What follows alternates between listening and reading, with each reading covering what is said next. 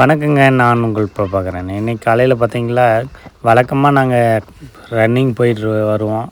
அந்த சமயத்தில் பார்த்தீங்களா, ஒரு மானை சில நாய்ங்க துரத்திட்டு இருந்துச்சு. இந்த மான் பார்த்தீங்களா, மலையிலிருந்து தண்ணிக்காக வேண்டி இங்கே வந்தது.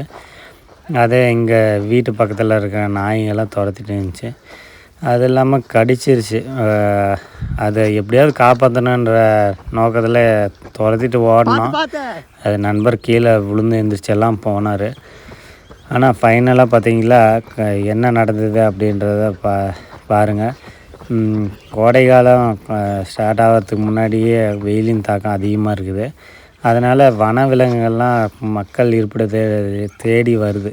என்னத்துக்குன்னு பார்த்தீங்களா, தண்ணிக்காக வேண்டி தான்.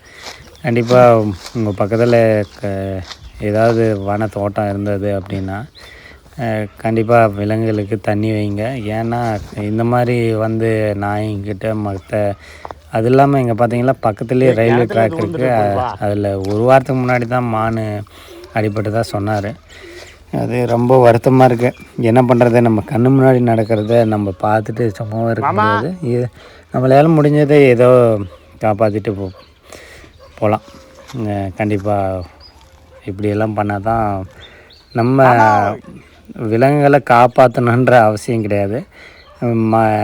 மனித வாழ்வியல் முக்கிய காரணியாக விளங்குறது என்னென்னு பார்த்தீங்கன்னா விலங்குகள் தான். வன விலங்குகளும் மற்ற பறவை இனங்களாக தான். அதை கண்டிப்பாக பாதுகாக்கணும். ஃபைனலாக இது துரத்திட்டு வந்ததில் ஒரு மொட்டை கிணத்துல விழுந்துருச்சு. அதுக்கப்புறம் தண்ணி வச்சுட்டு நாங்கள் போயிட்டோம்.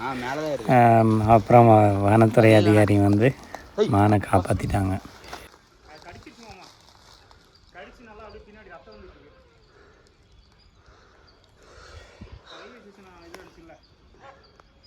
அன்னைக்கு அப்படிதான் ஒரு மான் அப்படி துரத்தி ரயில்வே ஸ்டேஷன்